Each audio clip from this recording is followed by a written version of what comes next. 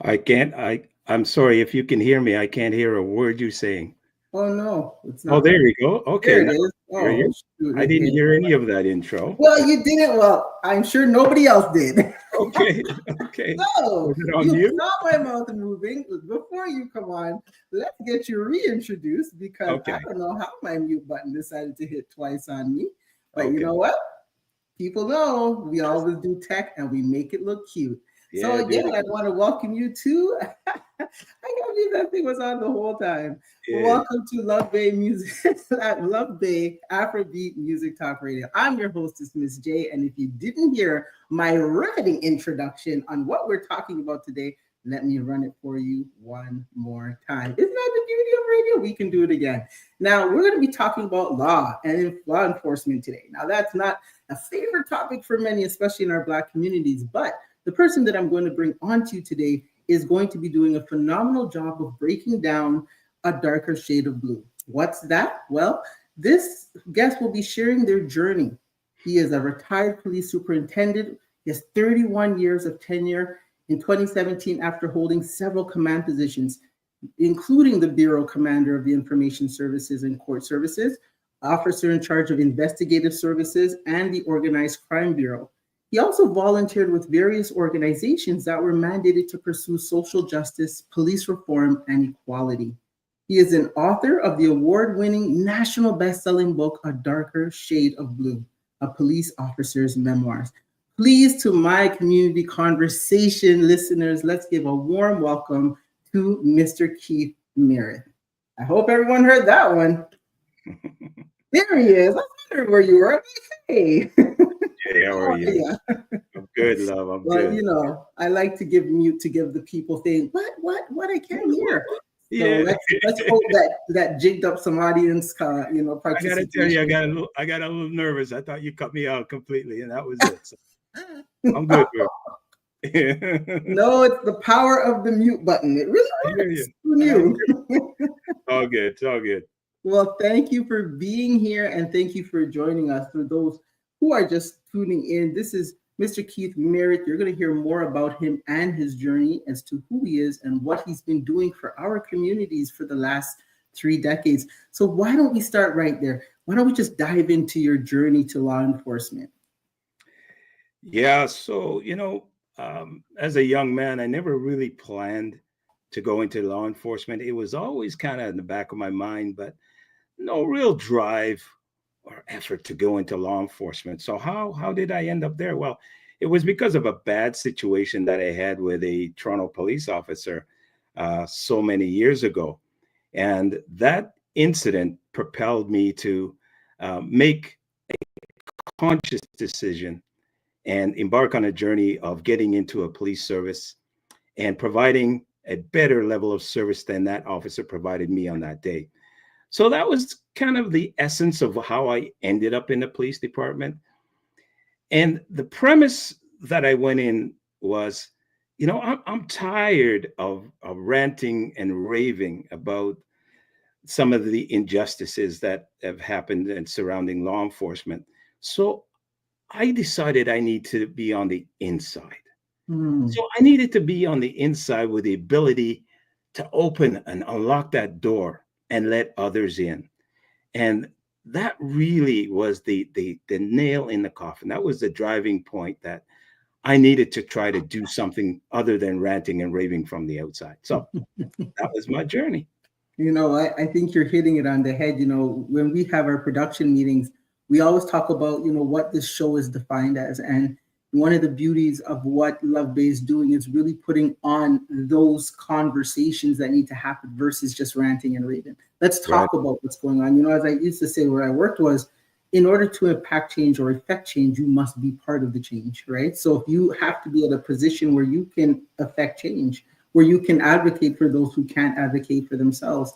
And in doing so, it gives us the ability to inform and impact policy to some extent and some degree, right? But it's more than if we were sitting at the bottom tiers of these organizations and not having the ability to weigh in on what we've experienced over time, right? So what you're saying is truly part of the love-based philosophy. Change can't happen unless we actually start to make way for that, right? Including ourselves. If you think about some of the realities that you faced at the time in joining law enforcement, I'd love to hear your perspective on not just inside, but even outside. What was your support system, your community system saying about you being part of law enforcement? Well, understand that I joined way back in the 80s. And just to give you a full perspective on that, when I joined the York Regional Police, there was only one other Black officer there at the time. Wow.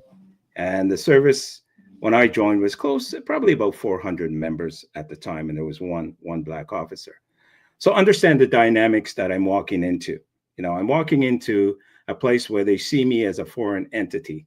Most of the officers there at the time, they didn't even want me to be part of the system, right? They didn't know who I was. I was a foreign entity. And they made my life a living hell. Now, I went in there as a young man, optimistic, full of bravado, and determined to make a change. Well, I walked into the lion's den. I didn't quite understand what it was that I was dealing with. I was dealing with a system, and trying to take that system on by yourself was a staggering task, which I'm telling you, you're not going to win, and I did not win. Yeah. What I did, in the beginning parts, because I'm a young man, I'm a rookie, I just wanted to get by. I acquiesced to some of the nonsense that was going on, and that was a survival mode. And I'll just take you just through a little bit of the lineage, right? So I worked with white police officers that viewed me as other. So I'm inside the police service and I'm being ostracized, I'm being mimicked and laughed at. And then I go out into the public. Now imagine this is back in the 80s where you hardly saw a Black officer. So I go out there and I catch some of that from the public. So from both angles, I'm catching it. I can only imagine. Yeah, well, as time progressed, more and more racialized officers came on board. There was a big shift and a big push back in the day. I think it was through Bob Ray's administration, where he felt that the police services belonged to the public, and he made a big drive to ensure that that happened. The police department needed to be represent the community. So more and more officers of color came on at that time. And then slowly, some of us were promoted into positions of authority. Well, imagine this. Some of the officers that treated me very poorly and other racialized officers, now I'm their equal or their boss. Or their boss, yeah. Boss. Things had to change at that point in time. So collectively with numbers and then the slow rise from some of us into management positions, we slowly turned the tables around enough that that we had a presence going and they started to listen to us. So I'll stop there. Give me more questions and I'll fill in the blanks. Love that. Yeah. I want to touch on that because I think one of the things that I would love for you to share is, you said it's a big steam engine, like it's a system, and systems are massive and developed over time. And, once you repeat a system over and over again, it creates a culture and it creates roots, right? So when you got into the position of authority where you now had the, literally the direct power to make some change, what did you find from a change management perspective worked best in terms of getting the buy-in, whether voluntold or volunteered? Yeah. So let's start with what you're walking into. So you're walking into a system, and on the surface, the system seems like it's fair and equitable, but it is not. Within that system, you have the space. What is the space? Well, it's the area, it's a space that's a loophole that people, in my experience, people in privilege positions, they use that space to keep marginalized people in the margins. Mhm. It's the wiggle room, right? And that allows them to take advantage of others, such as me. I'll give you a quick example of that. So, one of the things within the police service when I was there was courses. When you took courses, that was a check mark uh, that you could use in order to advance your position within the organization, i.e., promotions. Well, my bosses restricted the courses that I got. Oh.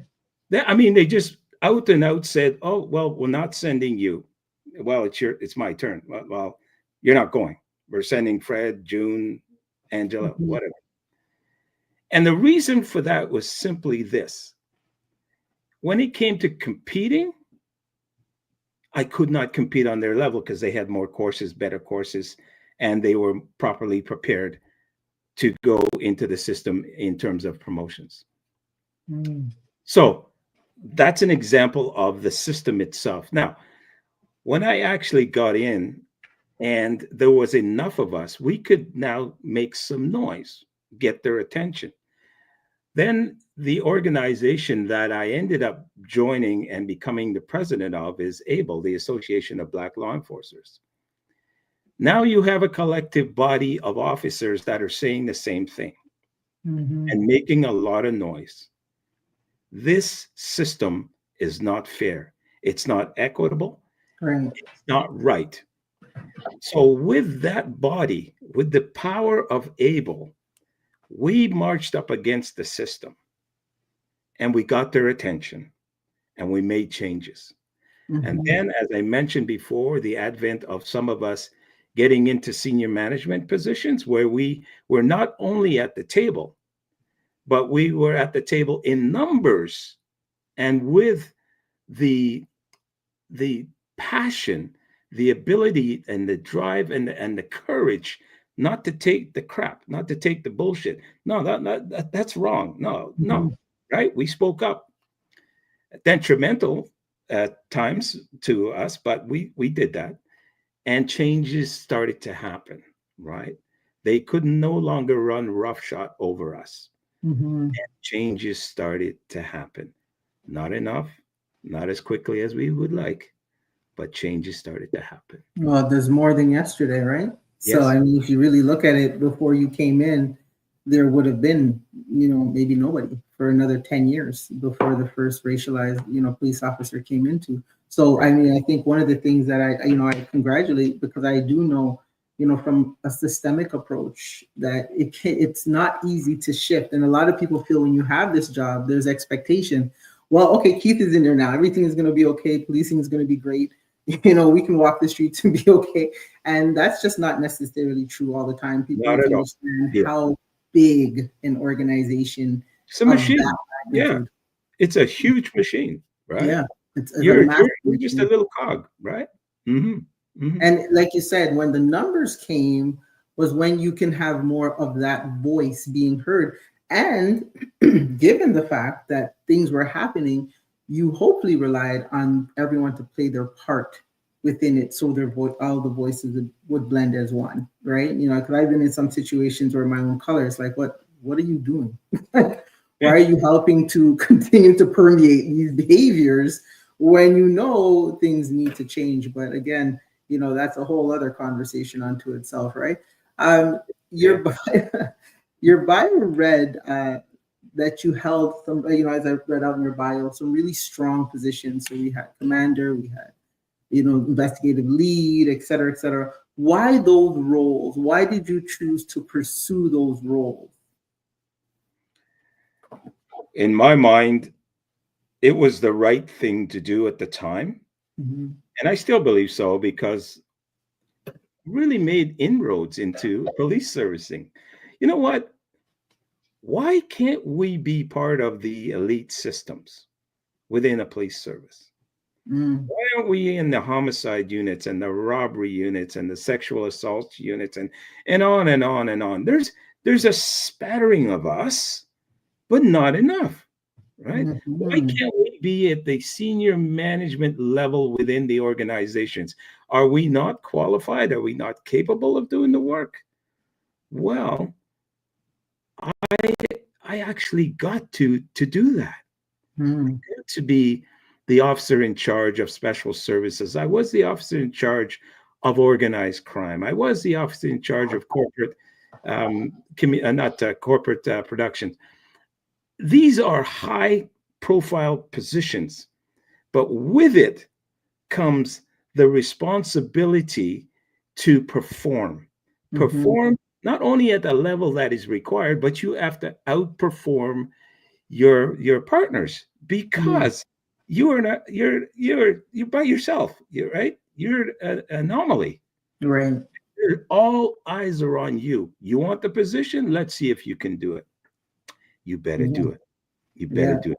Yeah. And so I sought the toughest positions within the police services, and I put my resume and my experience up against all the other competitors. And the odd time, I won. I got the positions, and I came prepared with a good record. Right, there's no Mhm. blemishes on my record, and I've achieved A, B, C, and D. Why can't you give me the job? This person doesn't have the qualifications that Yeah. Yeah. so I spoke out and I said, you know what? If you're not going to put me in the position, then you need to justify why not. And and it That worked. the system challenge itself, really, right? 100%. Because there's these criterias in order for you to get these positions, and so you simply use the system against the system. Very brilliant. There's a part of your book that I was reading that spoke to how many positions you actually went through. Now I know I'm not going to ask you to name all of the positions that you went through, but how in numbers, how many positions did you do in order to boost your resume and to ensure that you had a competing chance to get to those senior level positions? My goodness. What a great question. I haven't even thought about that. Oh, geez. I mean, I've done everything. I've done undercover work, drugs and vice. I've been into training and education. I've done criminal investigations. I've done intelligence. I've done provincial weapons enforcement. I've done duty inspector. I've done, uh, you know, all kinds of Mhm. positions within the service. I changed positions probably every 3 to 5 years, and that was strategic on my part. Nice. I didn't want to get locked into any one position. And, so that builds on the credibility as you start to go through the organization, the service. What are your credentials? What have you done? What do you know? How have Mhm. you performed in those other positions? And it worked out for me.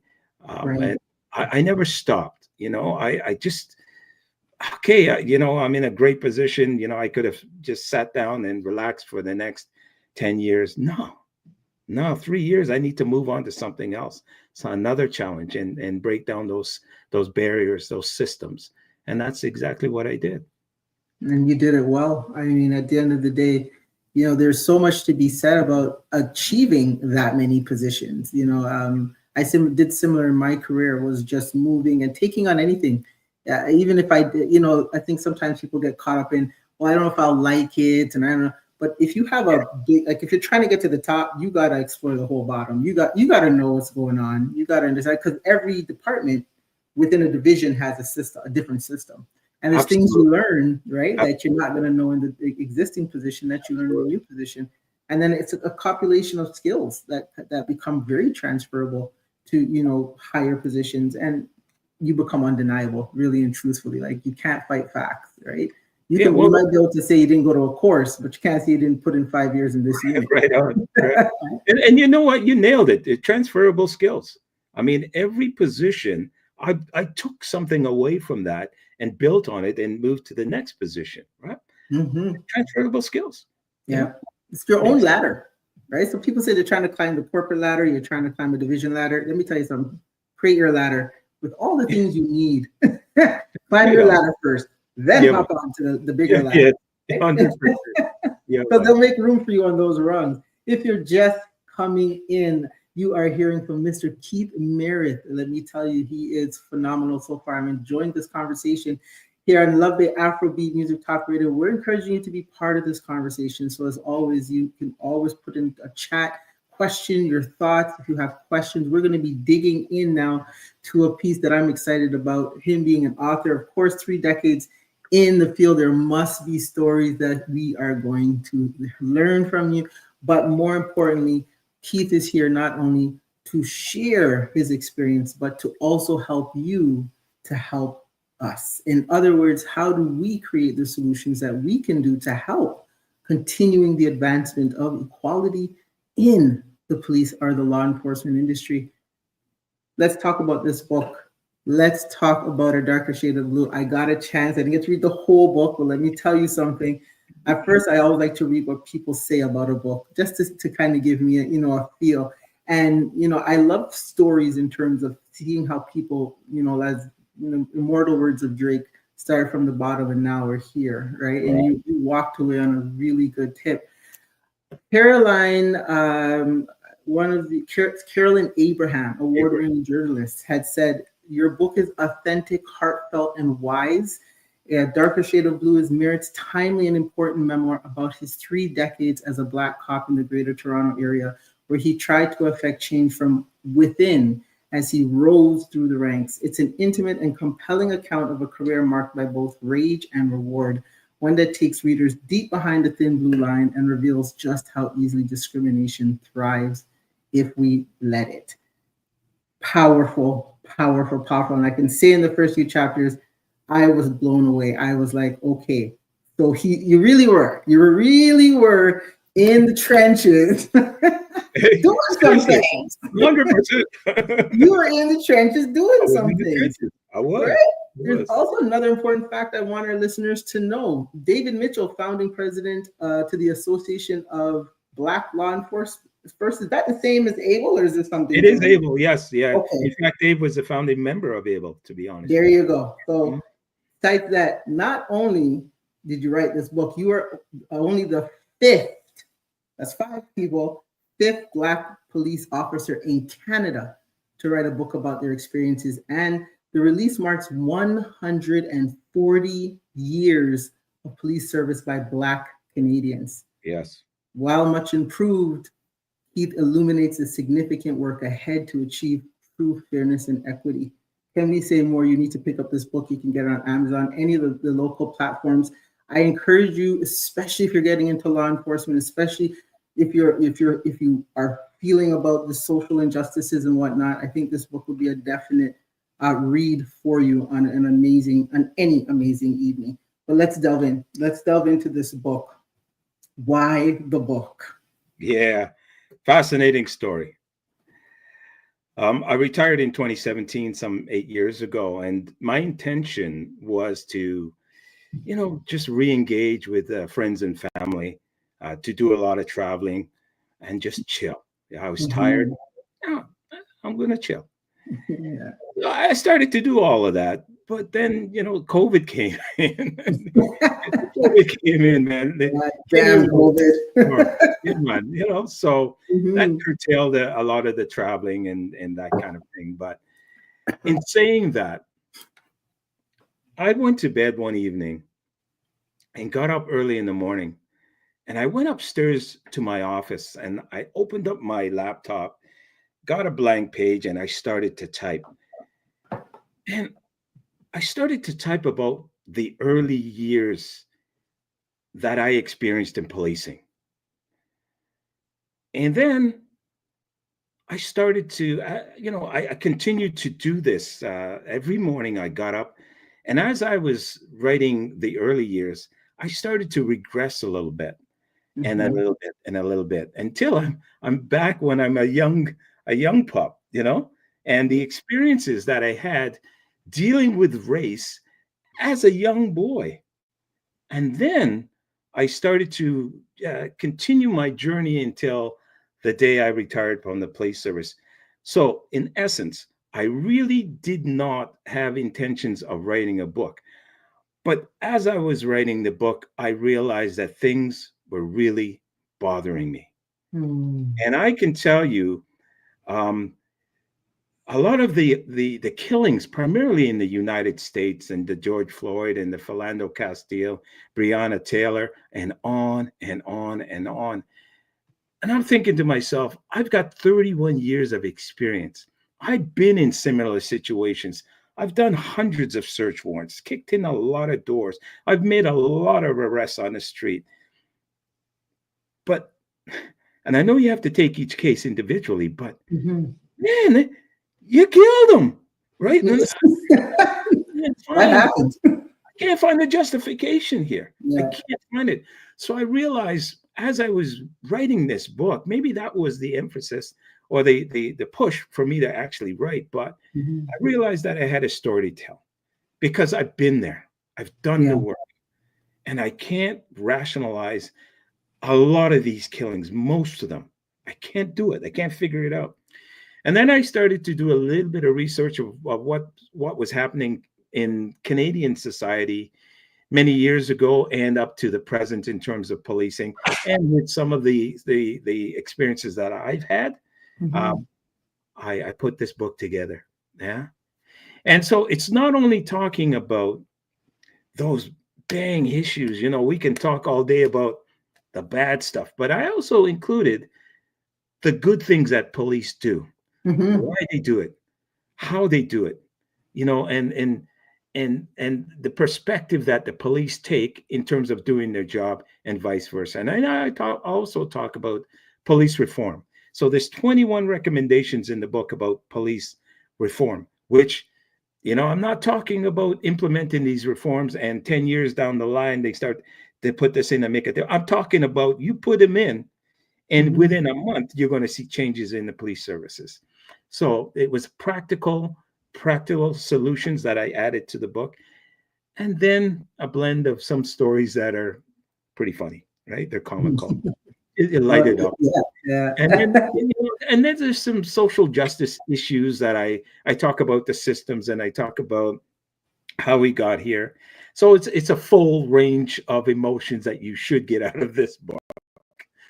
You know what? And I can see that. And you know what? I like the fact that you kept saying, this is my experience and my perspective. And I like that because sometimes, you know, people broad stroke, you know, everything. And like you said, brush stroke everything and with one lens. And, you know, you shared the goods, the bad, and the ugly. You know, you shared a bit of everything. And that gives the book a very diverse perspective because, I mean, I've worked with a lot of police officers in my days working in the city. And I've had really great experiences. And, you know, we brought a lot of the officers in and I saw the growth. I mean, I worked in the city of Toronto, but there was, so you know, that's a whole thing to itself. But, right? But one of the, yeah, you're there. Right? But one of the things that I saw over time in my 30 years working with the city was the changes that were being made at the community level, where you saw faces that were more in tune with the community. You know, they were taking more of a proactive approach to build a better reputation among especially the Black youth, you know, because they were the primary targets at those times. But yet there was always that one who just didn't get it, right? And, you know, those are the ones that I one. I'm gonna be a Jerry night here. I got you. The representation of one to the ratio of. Yes. Put it that way. I hear you. Yeah. But you know, and they just didn't. They didn't get it. And half the time, I used to say, "Where do you live?" And they tell me some, you know, little town, you know, north or something like that. And I'm like, well, you know, I'm just going to say this to help you out. But if you really want to help this community that you're here to protect and serve, it's good to understand who they are before you start jumping at them. Know? And that was one thing I had, you know, police officers coming back over the years and saying, if it wasn't for this woman here, if it wasn't for this girl telling us to slow down and watch, you know, just know the community. And by doing that, a lot did change in our communities, you know. Yeah. One of the recommendations is exactly that. I mean, you nailed it. You know, I talk about the police services. You need to come and get us, right? We've been knocking on your door forever and ever. You need to step out and come and get us, Yeah. right? Put us down, and now you need to listen to what Mhm. we were actually saying. And Yes. even if it's a perspective Yeah. on the way we see you doing your business, you need Mhm. to listen to that, right? 100%. And we're going to listen to you. We're open to listen to you, but you need to listen, right? Mhm. Bring us in and now listen. And when you listen to us and it's making sense, then you need to start to make the changes ASAP. There it is. There it Right is. now. Immediately. Yeah, Immediately. I don't want to hear, oh yeah, well, we're gonna do another study and this. I don't want to hear that no more. Don't Another business case, another staff report. no, I don't want to hear. Don't tell me that. I Yeah. don't want to hear it. I Yeah. don't want to hear it. I Yeah. want you as an ally, as somebody that's in power, because we're talking about the executive branch now. That's who you Mhm. want to sit down with, Mhm. that have the power and the influence to make changes immediately. 100%. I want you to sit across the table and listen to me and say, okay, all right, Keith, or whoever it is, all right, from starting tomorrow, we're going to address this and we're going to Mhm. do A, B, C, and D, right? And we're going to study the hell out of it. I don't care, but do, right? Yeah. Do Yeah. something right now. Don't tell me about study this and that. I don't want to hear it anymore. Yeah, Tired of it. because that could be a 10 years in the making.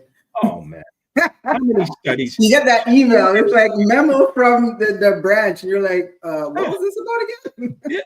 Oh man, you know, It's one of those don't want to hear it. I bureaucracy at its don't want to hear it. finest. Yeah, I don't want to hear it. There's so many organizations. One time, we were at a meeting, and the police, was it the chief? No, it wasn't police chief. I think it was deputy. One of the deputies. He was there, and he was talking.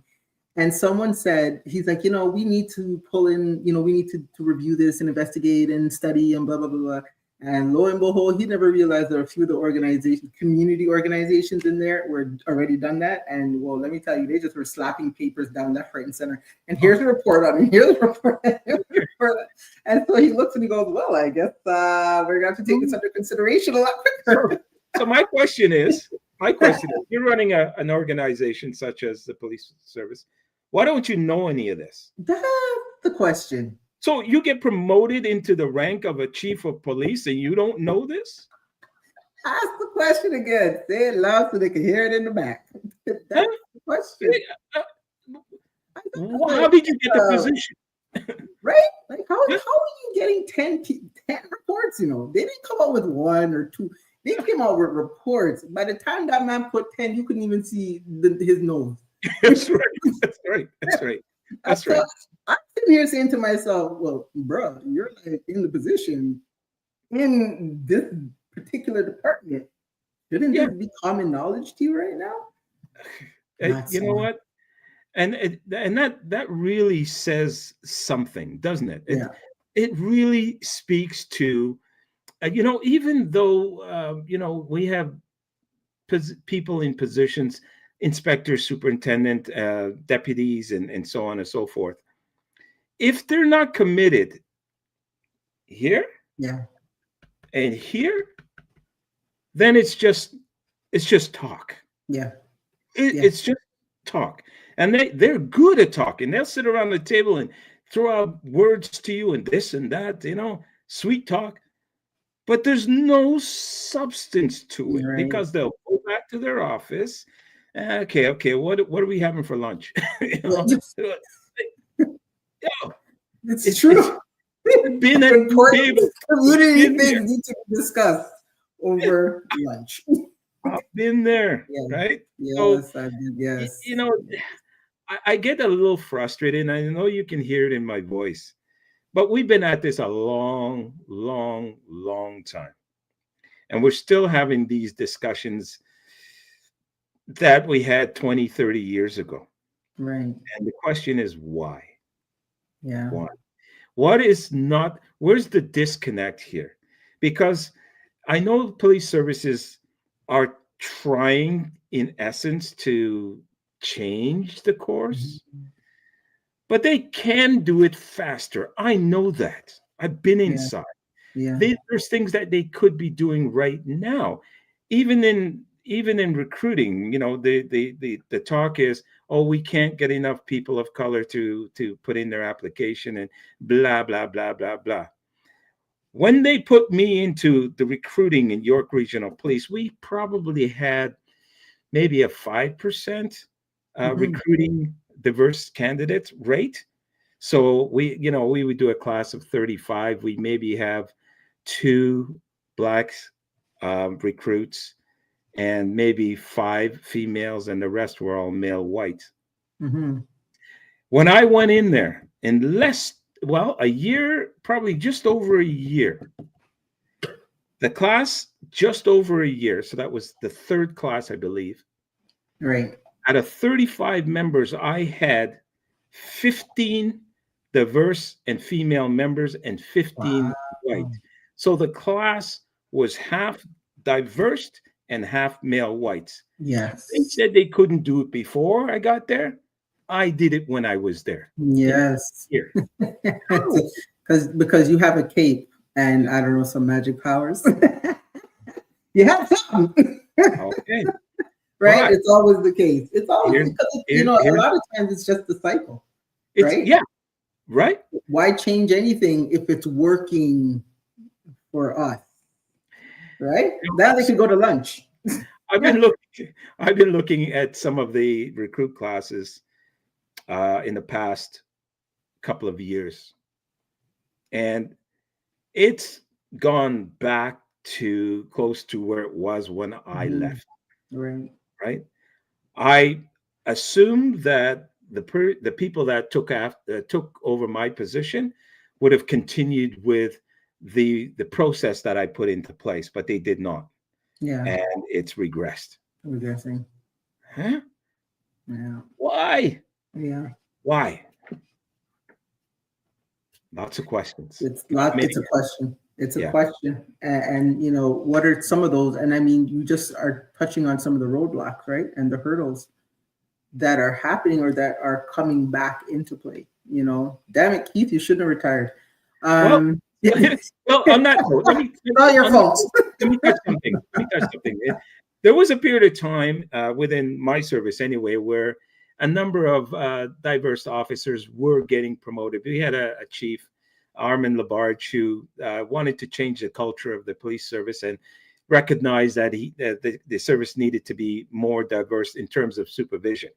So a number of us were promoted into the ranks. But here's the kicker. We all old now. We're retired. The door. Where is the succession planning? The succession planning, right? It doesn't exist. So now you've gone back 10, 15 years in terms of diversity within the ranks. Right? And, that's a reality that you don't even think about really, but that's what creeps up. And there it is. There it is. 100%. It's something where, and I mean, it almost puts an undue hardship on people of color in positions of that, because you're still trying to do just the day-to-day job, just trying to keep people safe, keep the streets safe, keep our kids safe, keep us safe. And then on the same note, you still are trying to break down the diversification or open the diversification and change the internal systems. It's a lot. And I don't think a lot of people recognize what it's like being in a management or executive or senior position in a system that is dominated, and I say dominated because it could not just be white people. It could be anything. You could, if you're in a different structure, it might be a different culture, that kind of dominates it. And so, it's almost like you have to do twice the work just to get half of what they get in terms of you coming in. And I guarantee you, part of your whole retirement was because the family said, listen, we'd like to see you before you're collecting your pension, right? And so, right? And so you're sacrificing more on that end. You're sacrificing your family, you're sacrificing time, living, right? I mean, you managed to catch up with a lot of life before COVID came about. Yeah. But it's that people don't recognize is sometimes like we need to come with more of us to lighten the load. They say many hands makes the work light. And people don't realize how much work you put in 30 years. It wasn't 30 years by definition. It could have been 60 years Oh if you were man, doubling down on the work, right? I have a chapter in the book that I call "No Room to Fail." Mm-hmm. What an apt title. So I talk about when I was first promoted into senior management position, and there wasn't very many people of color in there. So all eyes are on you. And I remember as senior management, I was doing the organized crime at the time. So there was a lot of joint forces operations that I was managing. And if you're the leader on the joint forces operations, you go to these JOF meetings, they call it Joint Forces Operations Meeting. Mm-hmm. It could encompass 20 people, it could have 50 people in there. And these are all commanders of Right. various police departments. And I would go there and I would be the only person of color in that room. I would go to senior conferences, 400 people. Wow. So you imagine Yes. walking Yeah. into these places as a senior commander, and you're looking around to your right, to your left, and nobody looked like you there, you know. That's tough. And all eyes are on you. As soon as you open your mouth, the place is quiet. As soon Yeah. as you open your mouth, they're staring right into you. In it. They're They looking want at your tonsils. Yep. they want to say, "Oh, all right," you know. So the reason I say that is that at all times I had to outperform or overperform. Mm-hmm. So it was exhausting Yeah.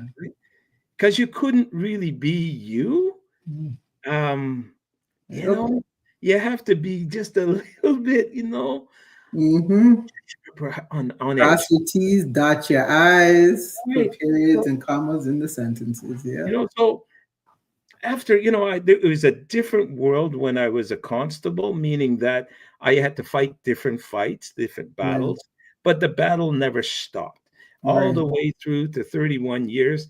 And, in 2017, I'm superintendent. I'm saying, yeah, I need to get my ass home.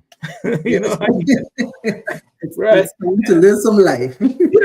I got to You shut this. fought the fine fight. I mean, hail to you, brother. You fought the fine fight. And there are going to be people, because this book is so inspiring, it's going to be people who are going to take up, hopefully, this mantle and try. Even if it's not in your region, let's hope that there's others who are inspired. If you're joining us right now, welcome to Love Bay Afrobeat Music Talk Radio. Community conversations here every Sunday at 5 p.m. with your host, Miss J. And I love to sit down and have those controversial yet change and impact topics that impact us, our lives, and our legacy. You're sitting here listening to Mr. Keith Merith, a retired 31-year veteran in law enforcement, left as a superintendent. And let me tell you, he's accomplished some things that many people in their lifetime have yet to see. We're sitting here talking about A Darker Shade of Blue. He is a best-selling author, talking about his journey through the law enforcement industry. So if you haven't hit the replay on this, catch it from the beginning. Let's delve a little bit further into what are some of the highlights of the book in terms of the roadblocks and the hurdles. We kind of spoke about you being one of zero in environments at most times. But what can we hear about some of the things that came from externally? So we have the internal component, but what are some external things that people need to understand a little bit more about the system that you've navigated over the last 31 years? Yeah. Well, policing is a unique career. You have an opportunity to intermingle with pretty well everybody in society. And a lot of times it is not, you don't meet people at their best, but sometimes you do. Mm-hmm. You have to understand that as a police officer, um, it's one call after another. And there is no excuse for poor behavior or discrimination and all the rest of that, the isms, none whatsoever. Um, but I would say start it off on a positive note, the interaction. Hopefully, the police officer or officers will do that. Will start off on a positive note. Many times they don't, but you can influence to some degree their behavior, and I'll Mm. tell you why. Um, and I talk about this in my book, and it's a real bone of contention for me. Is that police officers are trained to go out and make arrests. They're trained to do that. They will follow their training. Mhm. And I say, well, yeah, arrest is part of the job, but really, aren't we problem solvers? That's Yeah. what we're supposed to be doing is solving problems. So we will work on that. The department will work on that. But if you remind the officers in polite ways that um, it's about service, right? It's not about you harassing me or antagonizing me. It's about service. And that's how I would like you to approach me with Right. service. I'll say this too, and I'm gonna stray way in a different lane. Sure. I just because it's come to my mind and I just want to say it now Yeah. that Go kind of ahead. Yeah. the young folks, primarily black men, I'm telling you, the bottom line is that we want you home. Your aunt, sister, brother, mother, cousin, whatever. We want you to come home. So don't put yourself in a position where you either give the police an excuse to shoot you or arrest you, or I'm just going to change the words here a bit. Okay, an example of that. Okay, the police stop you. Your driver's license suspended. You might have a baggie or two in the car. Okay, we get it. Okay, don't be taken off because Mm. as soon as you go, now you've just jacked up everything, and you've Mhm. given a reason, or things can go sideways. We want you home, right? With Mhm. the rest, we can deal with that shit. We can. Don't put yourself in a position where you can be harmed by the police. That's it just comes to mind. Yeah. All right. So we're just talking about basically dealing with police. They do have a job to do. If you're in the wrong, you're in the wrong, and police will approach you and they will deal with you. I just say that use your common sense. Try to get the outcomes that you seek, meaning that you don't want to escalate it and give them the opportunity to make your life miserable. Right. To use their training. To you.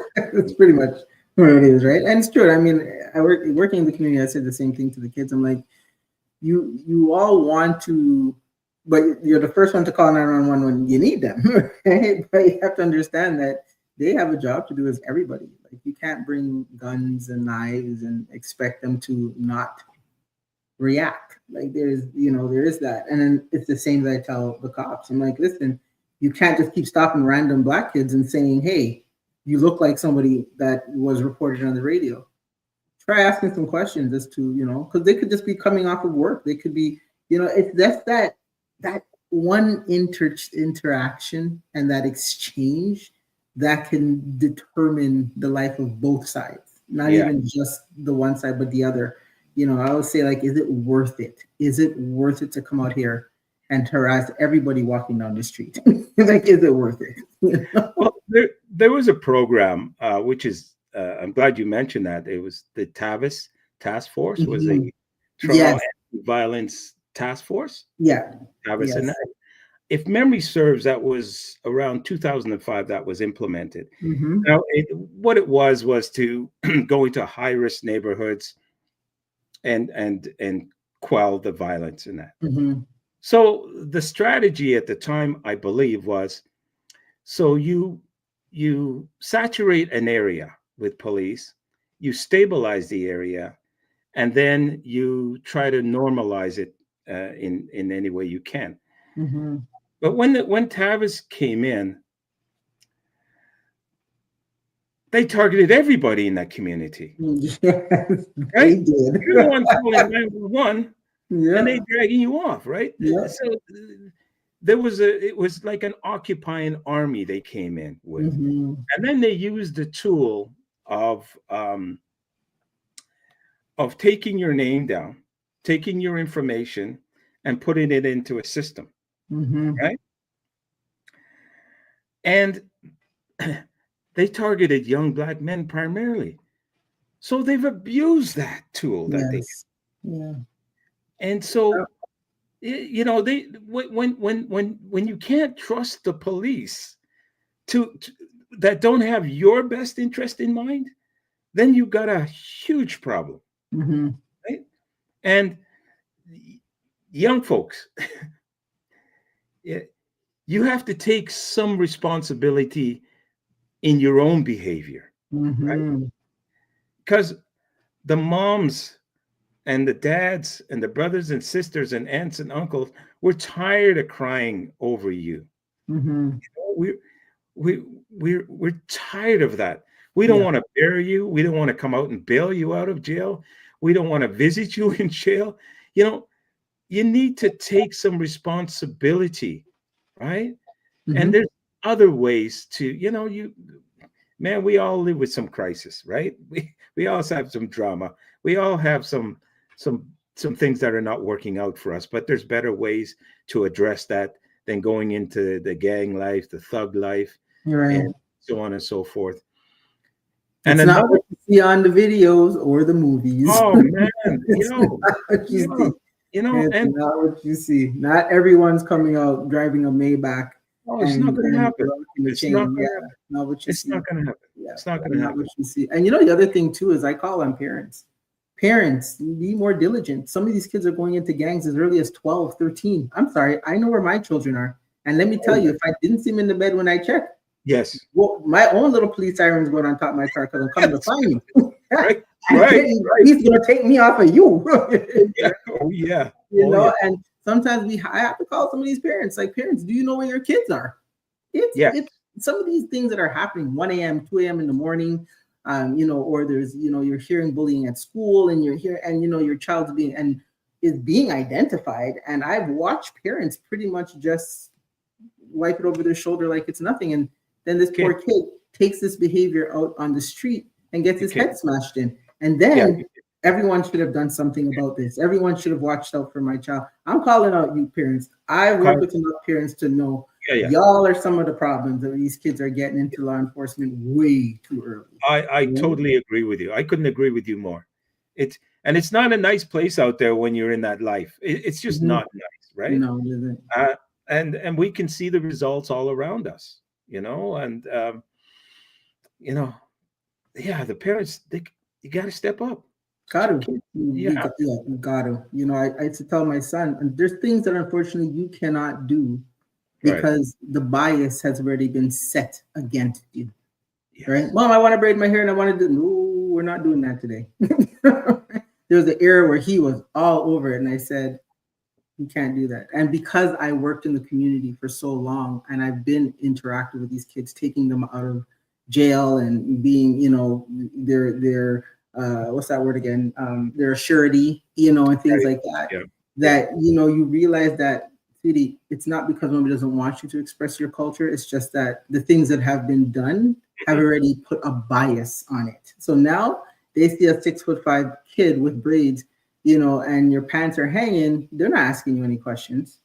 Right. You know what I mean? They're not asking you any questions because you fit the narrative of half the kids who are doing some foolishness out there. Yeah. You know, so it's tough for the communities itself because now you can't even express yourself or be in certain places at certain times.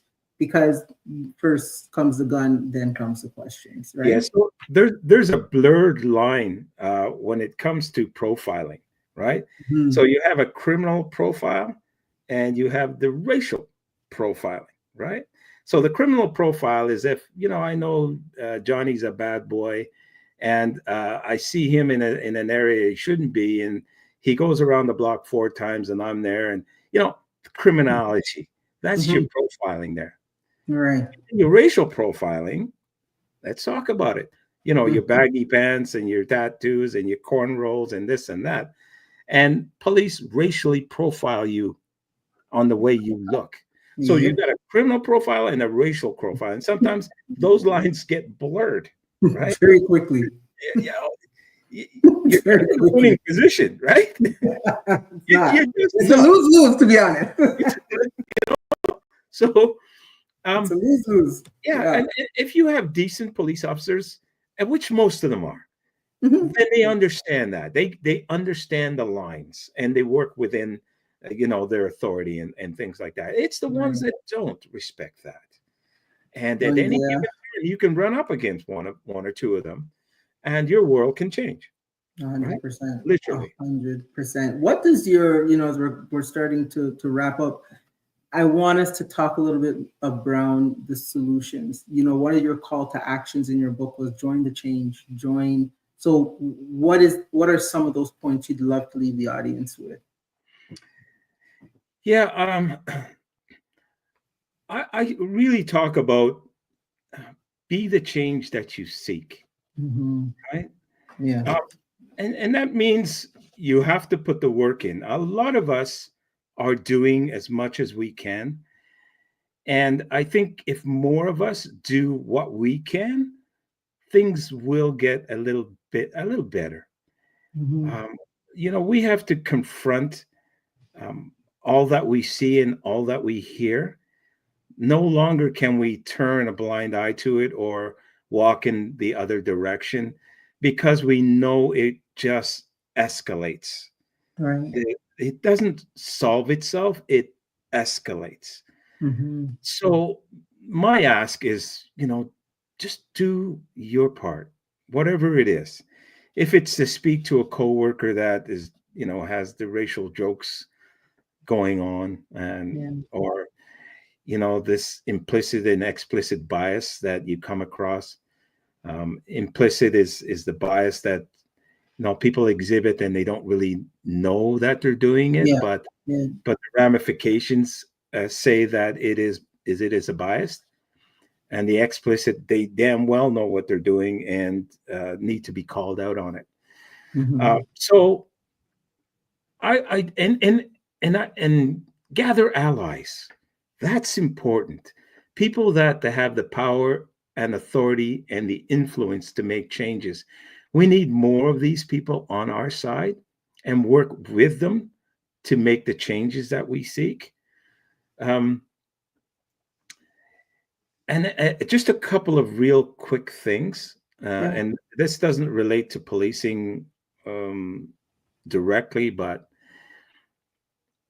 when you're in the system as a worker, an employee, a few things that you need to do.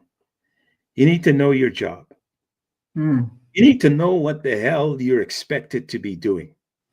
Yeah. Because if you don't know what you're doing, that is an open door to come and get you, right? Mm. Know your job.